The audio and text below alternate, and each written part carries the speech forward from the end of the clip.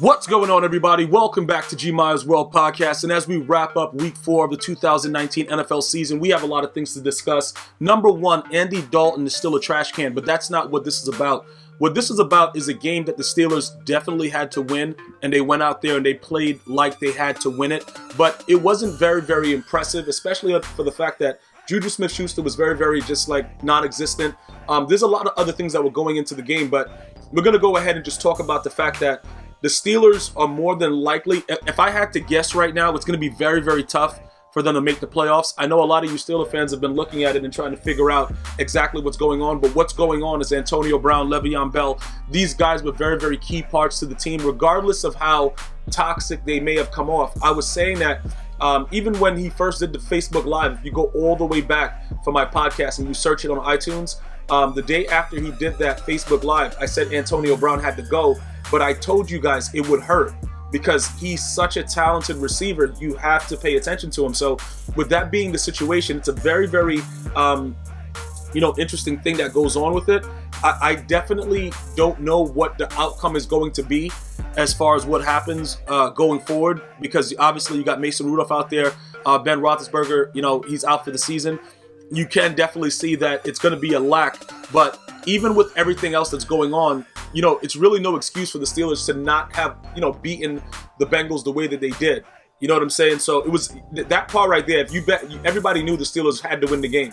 Because if they don't win that game, me personally, I'm thinking about firing everybody on the staff, the janitor, everybody, just fire everybody, because it's absolutely no excuse for what was going on. So now let's go ahead and break down some of the things that's going to be happening throughout the entirety of the season. The number one thing, like I said, the Steelers, if you're a Steelers fan, just understand that it's probably not going to work out in your favor for them to go to the playoffs. That's number one. Number two, Juju has to figure out what's going on. Like, we have to understand, is he going to be that number one receiver, or is he going to be a guy that's playing Madden and doing all this other stuff and just not understanding that? I understand that AB is a psychopath at this point, but in my opinion, when you take away all the other wild things that he's did, like, I can't even take away anything. The guy is wild, but he got away with a lot because he was that good. You see what I'm saying? Like, that's unfortunate with the way that sports work. Like, the better that you are, everybody just lets you do whatever you want for a while, and then once they're like, you know what, you can't really play that way, or you're not really worth the time to deal with it, that's when everybody turns on you when it comes to sports. Right now, I don't think that the way Juju is playing is the way that any of us kind of envisioned it. Especially me personally, because I was rooting for the guy. He seems like a very, very good guy. He comes in, dude stealing his bike, like all kinds of stuff was going on.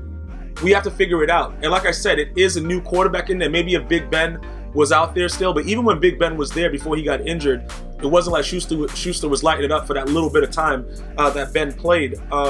So we have to see, as a number one receiver going forward, is he going to be the real deal? What that situation is. But again, like I said, I like Juju. I want to see him go out there and ball, but it is a process. And these are the reasons why Larry Fitzgerald, to me, is like, he's like unbelievable, because this dude has played with trash quarterbacks. Sometimes he was playing by himself, and he goes out there and he just makes plays. He's moved from the outside to the slot, no matter where he's been. And people think that that's easy to do.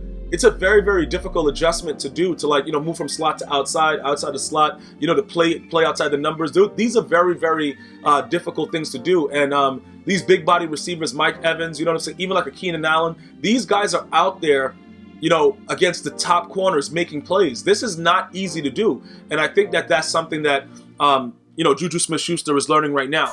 Okay, now when we look at Mason, right, he had 229 yards, 2 touchdowns, no picks. It's rather pedestrian. The Bengals, like I said before, I don't really know what anybody expects from the Bengals. I expect, as long as Andy Dalton is in a Bengals uniform, that they're always going to lose. But that's just my personal opinion. It was like, it's like a test for him to see exactly what he can do. He was able to perform suitable enough for the blowout to transpire. So it wasn't anything that was too, far-fetched with it. So you got to be like, all right, he's able to go out there and handle that at least. So that's not bad. You know what I'm saying? Like, you can figure that that's cool that he was able to handle this part. Again, though, when you look at the competition and how it gets a little bit more difficult as the season progresses, I have a lot of people that are asking me about different teams. I don't even talk about the Steelers. You know what I'm saying? James Conner, shout out to him. Rather pedestrian with the rushing game, had a receiving TD. Like, people have to understand. When you hear those lines like everyone is replaceable, that's absolutely so stupid and not true. And I understand business models, and we have to be taught that, so that, it's like, all right, yeah, that person right there, don't worry about it. Yeah, he's making us $95 million, but we'll replace him with the guy that has no eyeballs. Like, everybody is not replaceable. And it doesn't matter what anybody tells me. It's the same thing that's like when you look at why they had to sign Zeke. The rookie is decent, but he's not Zeke. Even though the Cowboys just cost me cash because they lost to the Saints. Like, bro, how are you losing to Teddy Bridgewater? I have no idea. But I'm not knocking him. Before you guys start getting on me, I'm not knocking Teddy Bridgewater. I'm just saying, if Drew Brees was there, I understand. That's all I'm saying. But when you start to look at players that are replaced on the Steelers team, these are franchise players. You know what I'm saying? Like Le'Veon Bell and Antonio Brown, these are really, really good players that you have to figure out now how to rebuild. And I just don't know how to talk to you guys, because you guys are still talking about, oh yeah, Steelers this, Steelers that. It's not, bro, it's not where it's at, man. It's not the same thing. It's something that's very, very different. It's something that we are going to have to learn to adjust, because we've been looking at Ben Roethlisberger for so many years, and it's like he comes out and he's just throwing the ball 90 yards every play, and it's like an open offense. This is different now for a lot of you guys.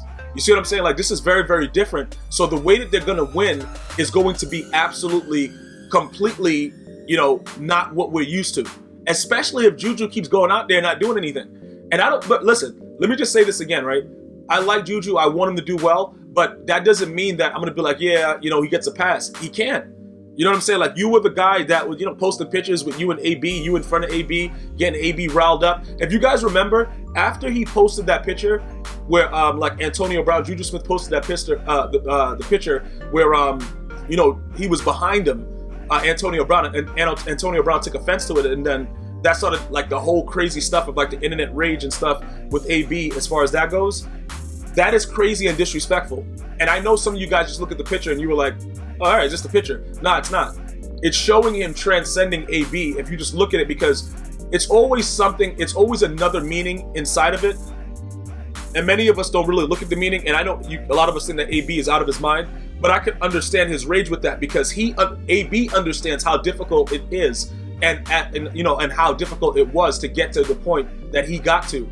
So I just wanted to point it out before I go forward. You can't be posting pictures and doing wild stuff and then going out there and having like 15 yards, bro. Like, I don't want to hear nothing. Like, it don't matter. I don't care if it's a rookie quarterback. I don't care if it's Cartman from South Park throwing you the ball. You better do something. Now, let's finish up with Andy Dalton, because the Bengal fans, I don't know how there are still Bengal fans. It's like Dolphin fans. Like, what are you guys doing? Like, isn't there anything else you guys can do right now? Like, why are you guys still running around saying that you're Bengals or Dolphin fans? That's besides the point. We're not going to talk about that. Why is Andy Dalton still playing in the NFL? Like, I don't know.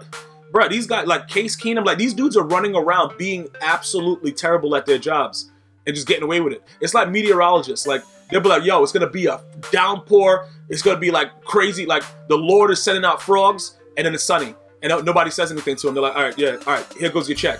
This guy is going out. They're like, look, you play quarterback. He's like, no, I don't. And he's like, all right, go out there anyway.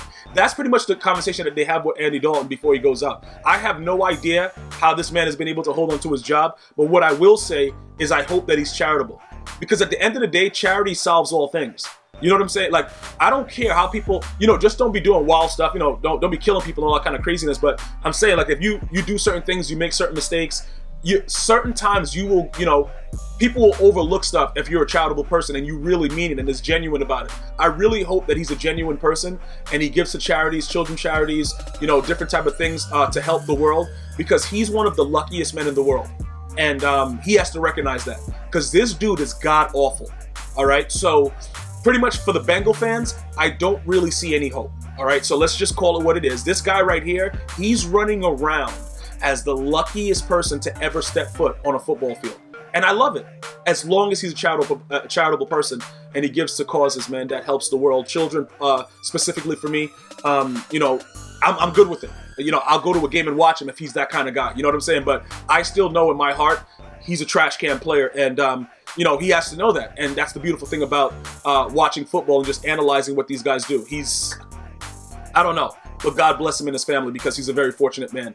I want to thank everybody for joining us for this wrap up of the Week 4, 2019 season of the NFL season. Be sure to check out iTunes, Android, iHeartRadio, and Spotify. Search GmiasWorld Podcast and listen for free on the go. I'm going to see you guys and girls next time.